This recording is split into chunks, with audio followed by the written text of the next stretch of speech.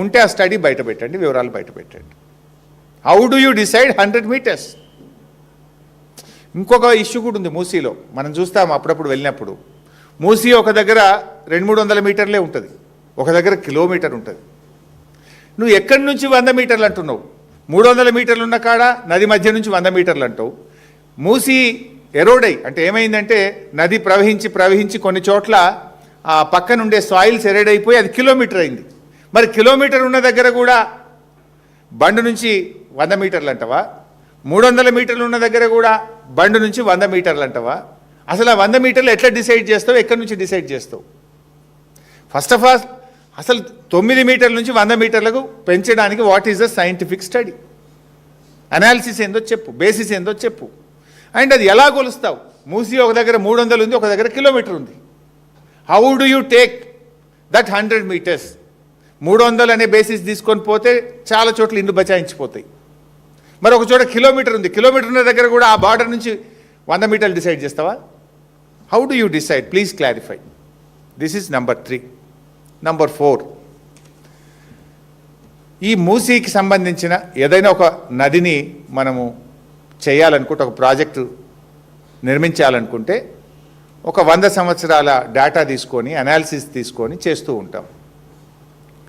మరి మూసీకి సంబంధించి గత 100 సంవత్సరాల్లో హైడ్రోలాజికల్ స్టడీస్ కానీ ఫ్లడ్ వాటర్ స్టడీస్ కానీ ఏమన్నా చేశారా?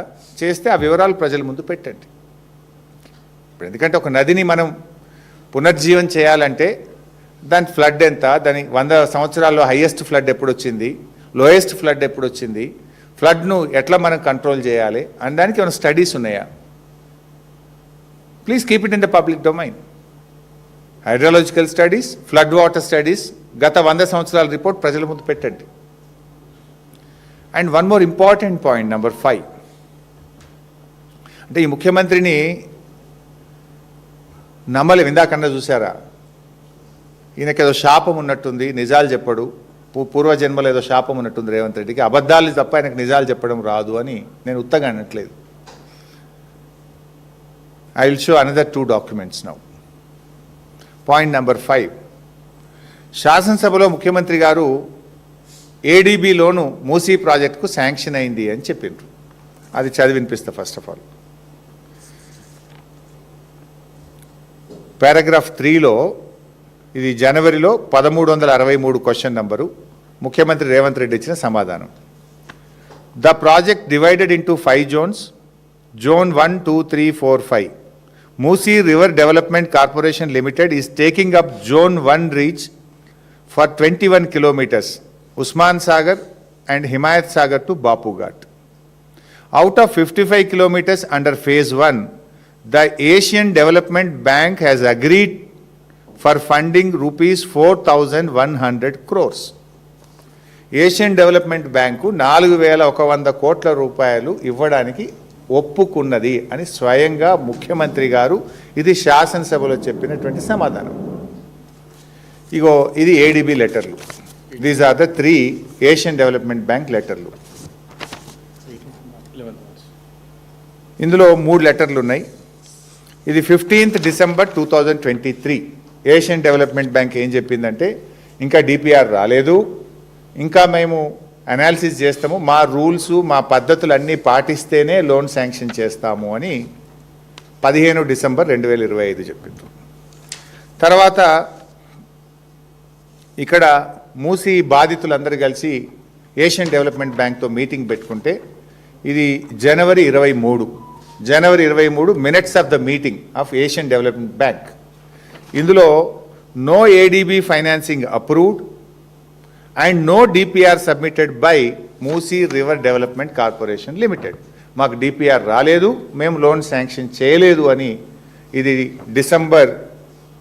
జనవరి 23, 2026 నాడు ఇది ఏడీబీ మినిట్స్.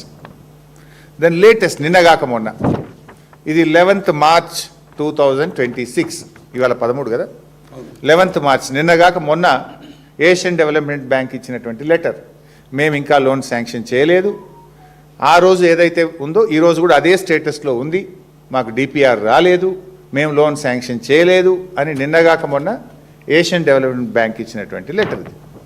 అసెంబ్లీలో ఏం చెప్పిండు? జనవరిలో లోన్ శాంక్షన్ అయిపోయింది, 4,100 కోట్ల రూపాయలు ఏషియన్ డెవలప్మెంట్ బ్యాంక్ లోన్ మంజూరు అయిపోయిందని చెప్పి శాసనసభలో చెప్పిండు. ఇంత పచ్చి అబద్ధాలు మాట్లాడే ఈ ముఖ్యమంత్రి మాటలు ప్రజలు ఎట్లా నమ్మాలి? ఎట్లా నమ్మాలి? దేవుని మీద ఒట్టు పెట్టి రుణమాఫీ ఎగ్గొడుతీవి.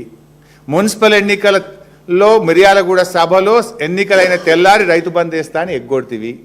నిండు శాసనసభలో, పవిత్రమైనటువంటి శాసనసభలోనే లోను మంజూరు కాకపోయినా లోను మంజూరు అయిందని శాసనసభనే తప్పుదో పట్టించిన ఈ రేవంత్ రెడ్డిని ఎవరు నమ్ముతాడా? ఎట్లా నమ్మాలి? అందుకే అన్న, ఈయన శాపగ్రస్తుడు, అబద్ధాలు మాత్రమే మాట్లాడతాడు.